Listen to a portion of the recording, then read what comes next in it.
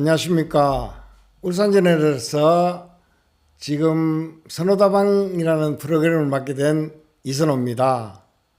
울산에서 중요하신 분들을 일주일에 한 번씩 모시고 이 대담을 하는데, 오늘은 제일 중요하신 분을 노동부문에서 모시게 되었습니다. 그래서 전 현대중공업지부 정책기획실장 김형규님을 모셨습니다. 안녕하십니까? 네, 반갑습니다. 예, 대한민국에서 제일 중요한 단어를 찾으라면 저는 노동이라는 단어를 이야기하는데요. 근데 한국 사회에서는 노동이라는 단어를 계속 터부시하고 있죠. 그렇죠. 그래서 지금 울산에서 제일 중요한 게 노동인데, 제일 지금 필요한 게 또 뭐라고 생각하십니까?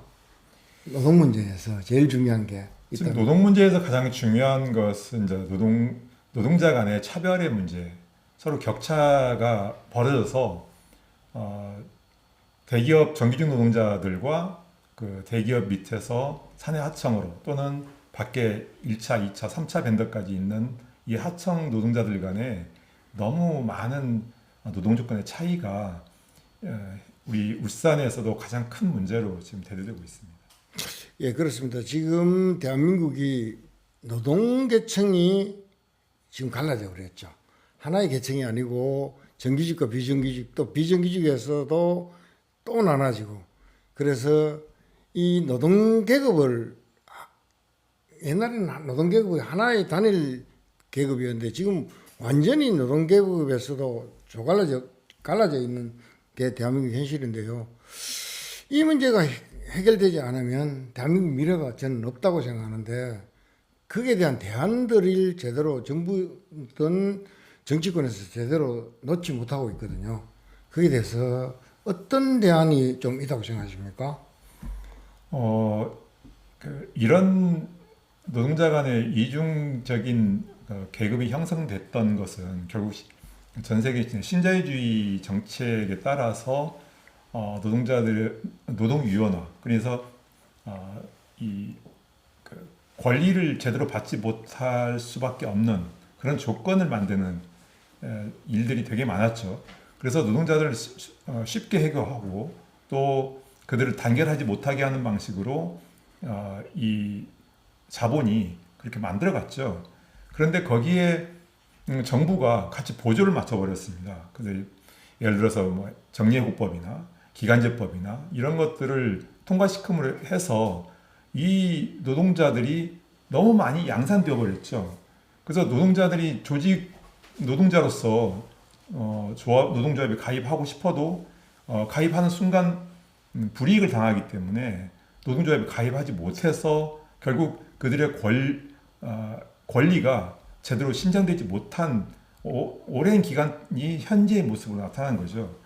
그래서 지금 현재 노동계에서 계속 요구하고 있는 것은 노조법 2, 3조를 통해서 2, 3조 개정을 통해서 이 하청 노동자들도 원청의 사용자와 같이 교섭을 할 수 있도록 만드는 것이 가장 중요하다. 그러니까 실질적인 지휘 권한을 가지고 있고 노동조건 개선에 큰 권한과 힘이 있는 이 원청이 하청 노동자들에 대해서 아무런 이 보장을, 노동조건 개선에 대한 입장을 내지 않는 것이 이제 가장 큰 문제죠. 또 하나는 지금 저는 이제 현대중공업 출신인데 현대중공업 사내 하청에 계신 분들이 일하고 계신 분들이 참 많은데 지금은 생산직만 따지면 정규직보다 하청이 훨씬 많아요. 그런데 그들이 노동조합을 설립하거나 노동조합을 가입하게 되면 바로 그 업체를 날리거나 업체에서 속아내는 방식으로 불이익을 주기 때문에 노동조합에 가입하는 것을 주저하고 있는 거죠.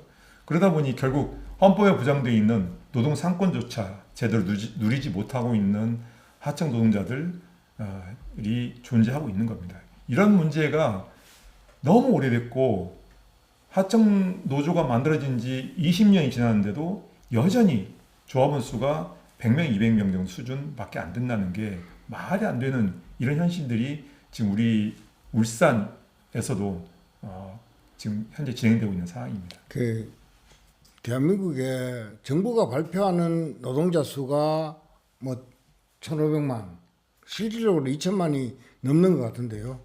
그 중에 조직된 노동조합을 보면 항노총 100명, 뭐 민주노총 100명 이 정도가 되는데 그 중에서도 실질적으로 파업을 할 수 있는 데는 뭐 민주노총, 항노총 합해서 한 10만에서 15만 정도 밖에 안 되는데 이 노동자들이 대한민국의 경제를 한마디로 말해서 말아먹는 것처럼 정부나 언론은 이렇게 매도되고 있죠.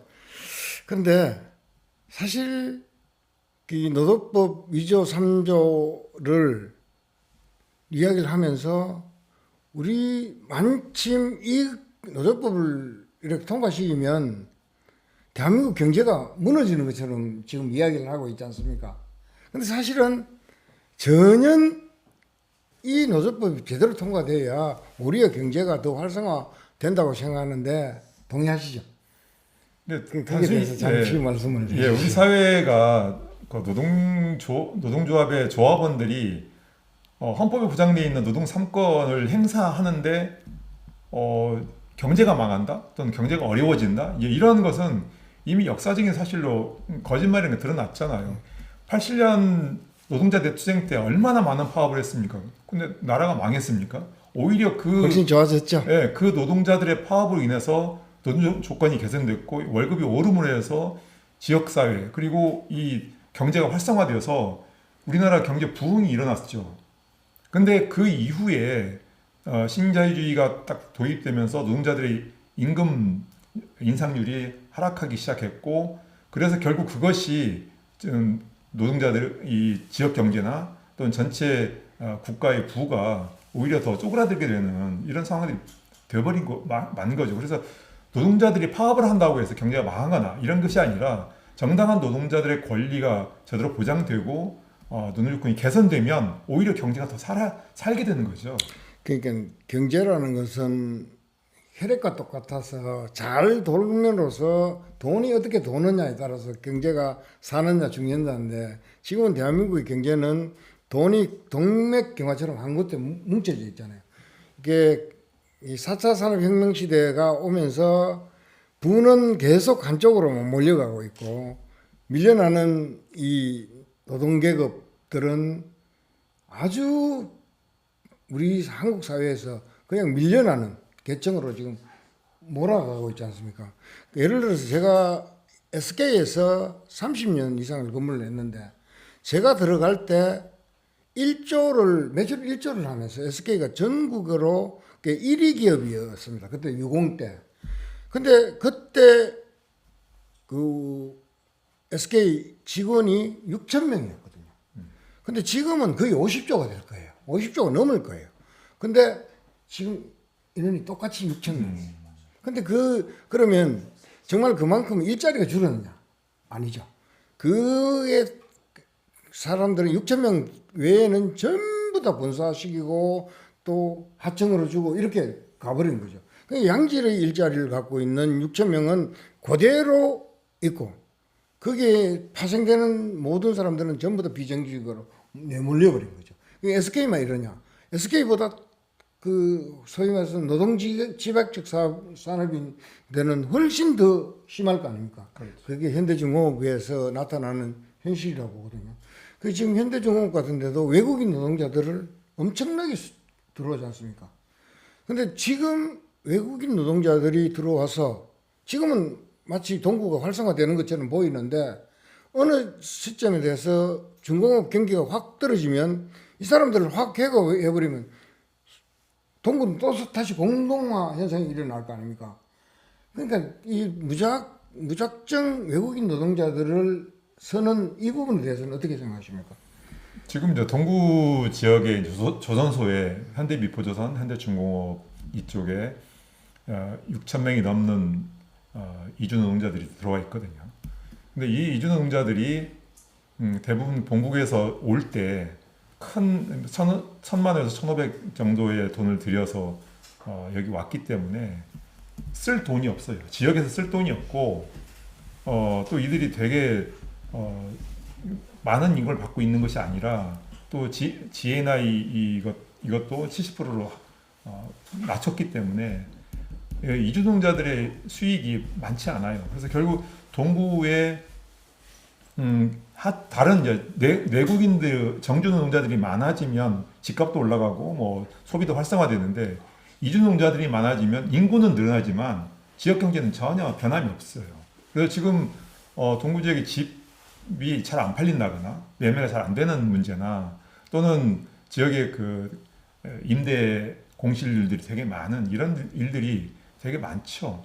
그래서 지금 외국인 노동자들이 많이 들어왔을 때 나타나는 문제가 여러 가지가 있을 거예요. 하나는 조선 산업의 숙련에 문제가 생겨요. 그 숙련이 계속 늘어나지 못하고 이주농자들의 어떤 숙련 단절이 생기고, 두 번째로는 이주농자들과의 이제 소통이 안 되기 때문에 정주 노동자와 이주농자 간의 소통, 그 다음에 이주농자들끼리의 소통, 서로 다른 한 20여 개 국가에서 들어와서 일을 하기 때문에 각자의 국가의 언어들로 아무리 얘기를 해도 안 되잖아요. 그래서 겨우 한다고 하는 게 휴대폰 어플로 통역 서비스를 받고 하긴 하는데, 그것도 예를 들어서 영어나 중국어, 일본어, 한국어 이런 것은 통역이 잘 되는 반면에 다른 동남아 국가 언어들은 또 통역이 잘 안 돼요. 그래서 소통이 잘 안 되는 거죠. 러시아 쪽 계열에 있는 우즈베키스탄이나 키르기스탄 이런 쪽에 있는 나라들은 그쪽 언어들은 번역이 잘 안 돼서 실제로 러시아어로 이렇게 번역을 해서 알아들을 수밖에 없는 이런 일들이 지금 비일비재하거든요.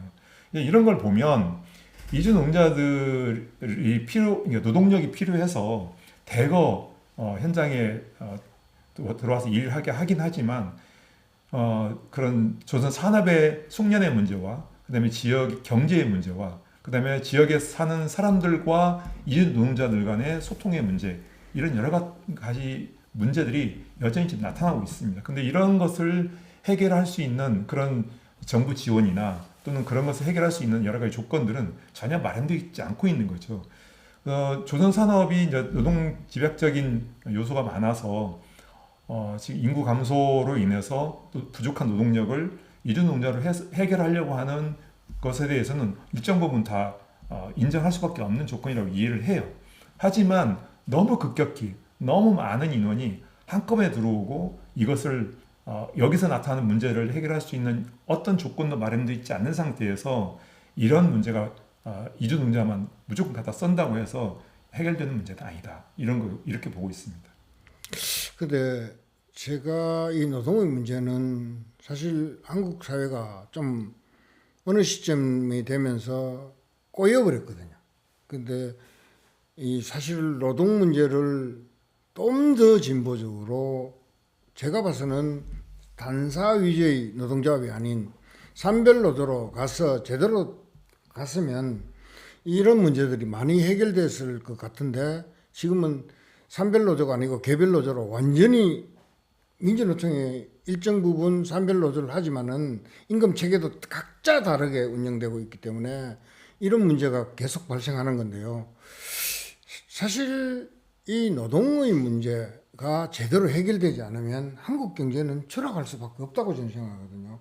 지금 한국 사회가 점점 한쪽의 부는 몰려가고 계속 이 노동자에서, 그러니까 원청, 좀 속된 말로 표현하면 양질의 일자리, 돈 많이 버는 노동자들은 수는 계속 줄어들고, 그 밑에 정말 최저 시급에서 갈랑갈랑하는 이런 노동자들은 계속 늘어나는 게 대한민국 현실이잖아요. 이렇게 가다 보면 자영업자가 이 노동자들이 돈을 벌어서 제대로 소주도 한잔하고 이렇게 해야 되는데 이럴 여력들이 없어지는 거잖아요. 그래서 그러다 보니까 저출생 문제도 생기고 그 지역 소멸 문제도 같이 다 따라오는 것 같은데, 마치 사람들은 노동조합의 문제를 이렇게 단결권이나 파업권 이런 걸 주면 강성 노동조합들이 생김으로써 대한민국 경제가 마치 무너지는 것처럼 호도하고 있잖아요. 그게 막 각 언론들도 마찬가지고, 대한민국 국민들도 제대로 알지 못하고 있으니까 이게 대한민국이 되게 큰 합의가 있지 않으면 대한민국 경제가 나는 어렵다 이렇게 생각하거든요. 그래서 지금의 정치권에서 노동 문제를 어떻게 봤으면 좋겠다 이런 문제를 한번 좀 생각하고 있으면 되겠죠. 정치권에서 노동조합, 노동운동 또는 노동자들을 바라보는 시각은 제가 볼 때는 잘 모르고 있다라는 생각을 해요. 이게 무슨 말이냐면 노동자들의 어떤 정서 이런 부분은 주로 이제 노동조합 간부들이나 또는 노동운동 이를 하는 소위 노조위원장들 또는 산별 간부들 이런 이렇게 축약된 압축된 요구나 이런 것으로만 주로 인식을 하게 되는 거죠. 그런데 실제로는 노동자들의 이 목소리는 현장에서 훨씬 다양하게 나타나거든요. 그런데 이것이 정치권에서 바라볼 때는 뭐 예를 들어 노조법 2, 3조 요구, 그러니까 어떤 제도 개선 요구나 이런 정도 수준으로만 바라보고 또는 정치권에서는 표가 되느냐 안 되느냐라고 하는 그런 방법, 그런 시각들이 되게 많죠. 그래서 이 시각들 때문에 실제로 노동자들의 진정한 아까 말씀드렸던 그런 내면의 그 차이에 따른 불만 그리고 그것으로 인해서 노동자들이 살아남기 위해서 내가 어떻게 해야 하는가 내 권리를 포기하고 살 수밖에 없는 그런 이 패배감과 이 불안함, 미래에 대한 불안함 이런 것들이 정치하시는 분들은 잘 모르신다는 거죠. 그것을 아무리 안다 하더라도 이건 한계가 분명해요. 왜냐하면 그 정치의 이 구조가 그것을 다 받아낼 수 없기 때문에 그런 거죠. 현재 정치가 그렇죠. 근데 한편으로는 또 노동운동을 하는 저도 반성할 게 되게 많죠. 저도 노조 간부를 오래 했지만 아까 말씀하셨던 것처럼 지역에 좀 더 노동조합의 운동이 지역으로 좀 확산되어서 단위 사업장의 담장 안에 갇힐 것이 아니라 담장 밖에서 전체 노동자와 함께 어깨 걸고 함께 싸워가고 함께 계급적 단결을 이루어내는 것이 질적인 발전을 위해서 필요한데 이런 것들을 하지 못했기 때문에 결국 지역에서 정치적인 이 목소리가 작아지게 된 거고 그 정치적인 목소리가 작아지니까 정치를 하는 정치인들에게도 우리의 이야기가 제대로 전달이 안 되는 거 아니냐 저는 이렇게 생각을 하는 거죠. 그래서 노동운동을 하는 사람들은 담장 안에서 단위 사업장 내의 자본과의 싸움만 할 것이 아니라 담장 밖에서 총자본 그러니까 노동 관련한 제도를 가지고 노동자들을 옥죄게 하려는 그런 각가지 제도와 이런 정치적인 문제로 함께 싸워 나가야 이게 해결할 수 있다는 거죠. 그리고 이 지역에서의 정치는 노동자들의 모습이 그냥 어떤 자본과의 임금 교섭이나 노동요건 개선 교섭뿐만 아니라 노동자들 간에 서로 자조 모임 이런 것들을 통해서 서로 연대하는 이런 힘들이 필요한 거죠.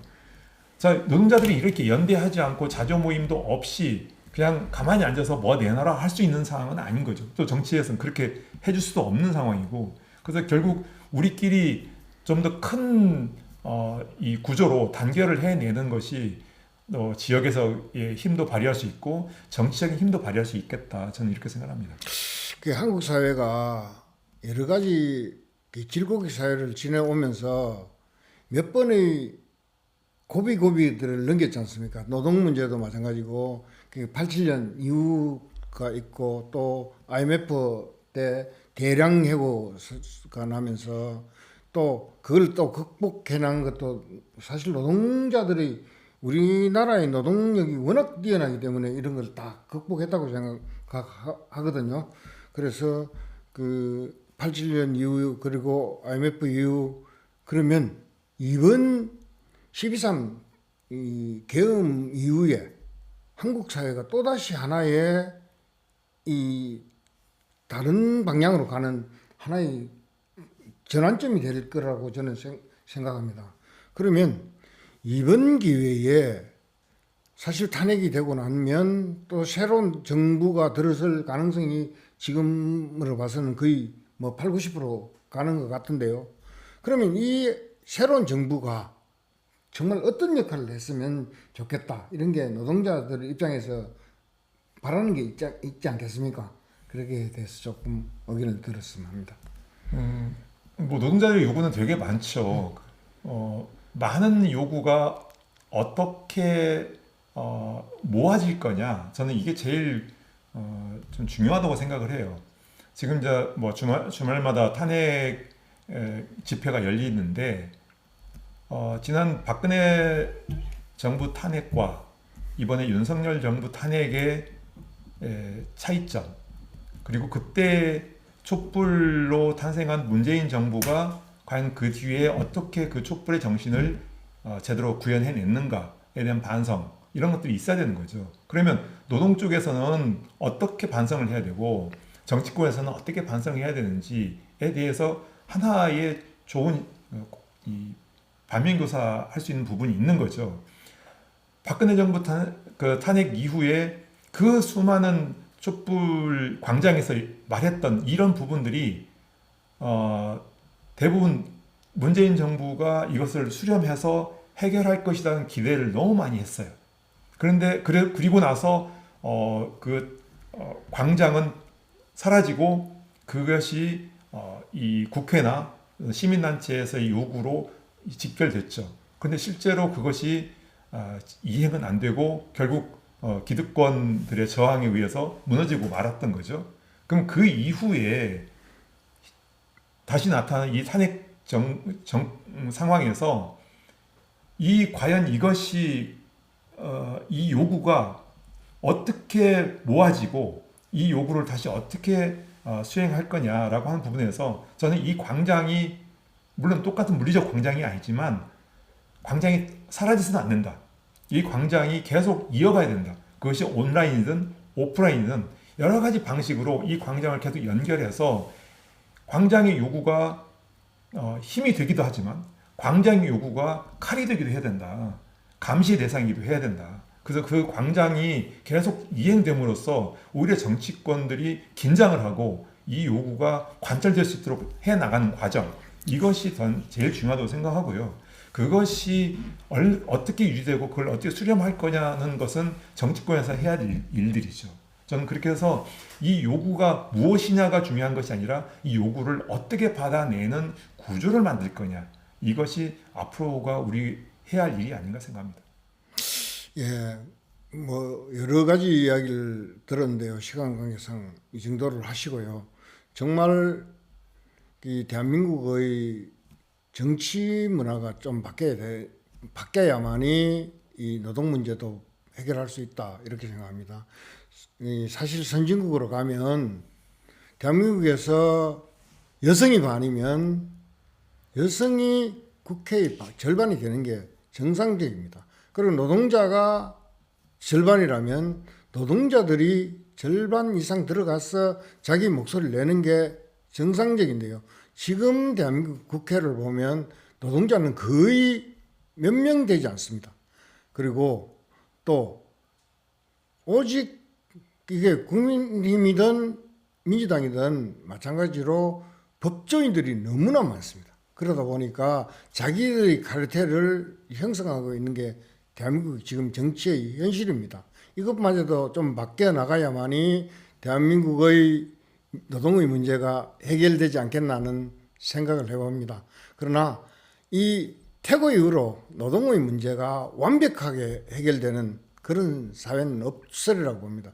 그러나 끊임없이 우리가 목소리를 내고 끊임없이 해야만이 그나마 조금씩 변해가지 않겠나, 이런 생각합니다.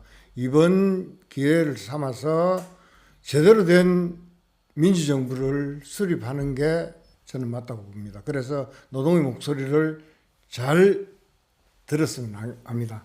끝으로 한 말씀만 짧게 해주십시오.